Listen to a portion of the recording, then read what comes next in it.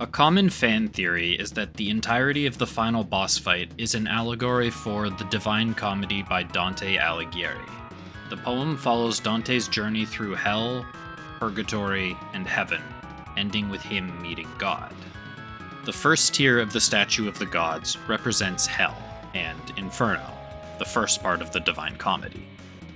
While Visage lacks the three faces that Dante attributes to Satan, he does somewhat resemble Gustave Doré's illustration of Satan, included in later copies of Inferno. Dante describes Satan as having his lower half encased in ice, and Visage is only visible from the waist up. Visage has a weakness to fire, possibly alluding to the ice prison that Satan is trapped in.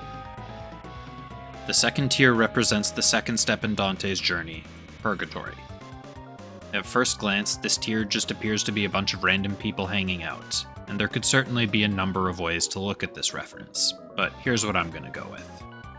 When climbing up Mount Purgatory, Dante encounters the Italian troubadour Sordello da Goito, who describes to them that climbing the mountain is impossible at night due to the sun not being present. The sun in this case being an allegory for God, implying that progressing towards purgatory isn't possible without the presence of God in your life.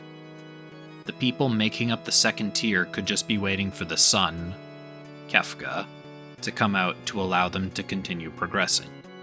Or perhaps it could be a rough reference to the procession in Canto 29, mentioning all manners of humans and creatures passing by. The third tier represents Paradiso, and the final part of Dante's journey as he makes his way through heaven. Lady and Rest heavily resemble Michelangelo's Pieta, which is believed to be a reference to a verse in Canto 33 of Paradiso.